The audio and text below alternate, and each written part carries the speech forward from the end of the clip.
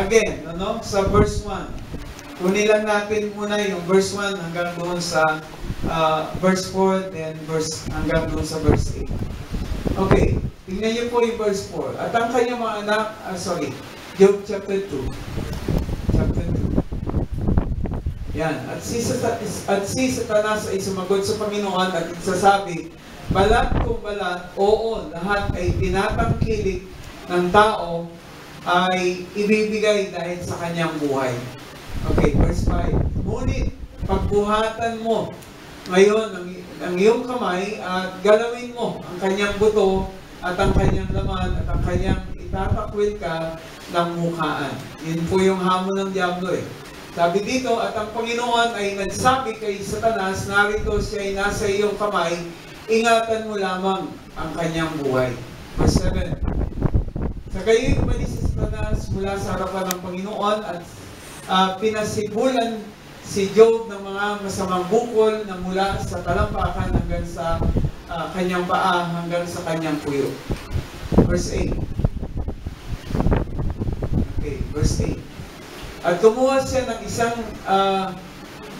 ibingga ng palayok upang ipangkayod ng langib at siya ay naupo sa mga abo.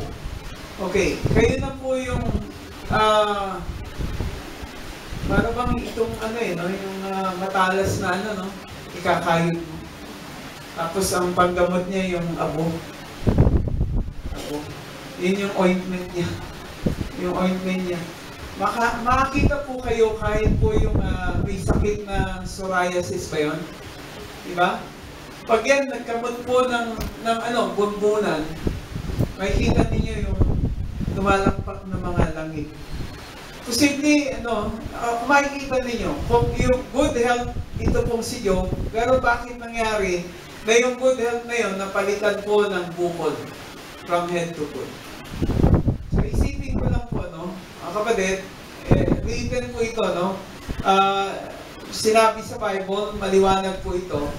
Kaya, ebidensya at well-known, ang Diablo ay talagang destroyer.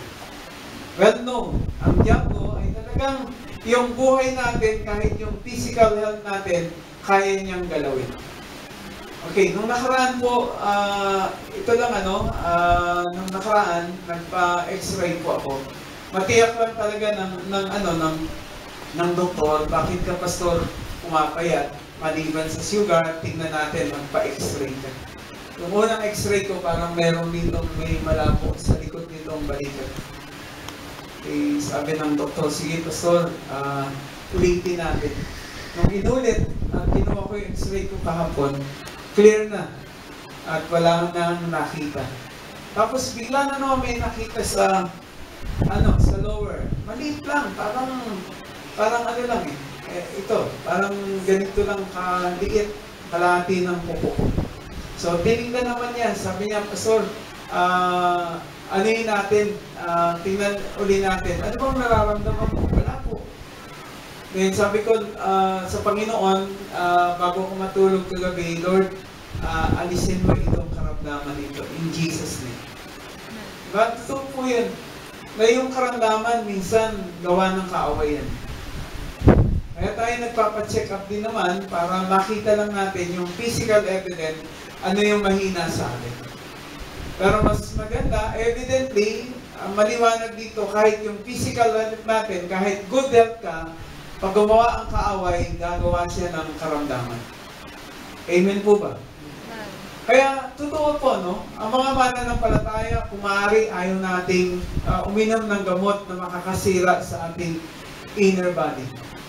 Eh sabi ko, Doc, umiinom po ako ng kape for diabetic.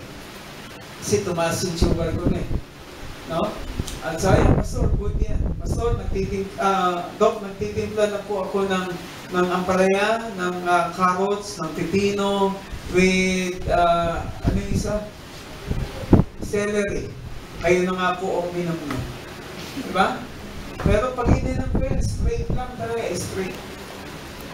Yun, yung nagsabi na, pastor, okra lang yan, sa umaga, babad mo, sa gabi, umaga, inamin mo.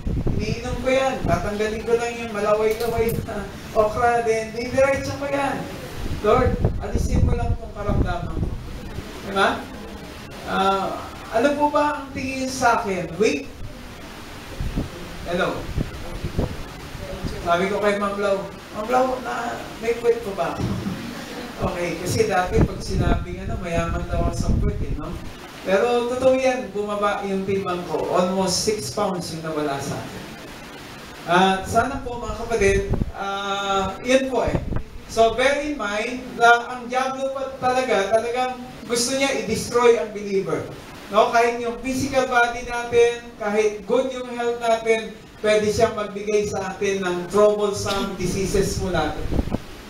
No, hingin nyo lang sa Panginoon, Lord, gamitin mo itong gamot na ito. Panginoon, alisin mo ang karamdaman na ito. Ganun lang po yun. At sabi nga po natin, prueba talaga na ang diablo, kahit anong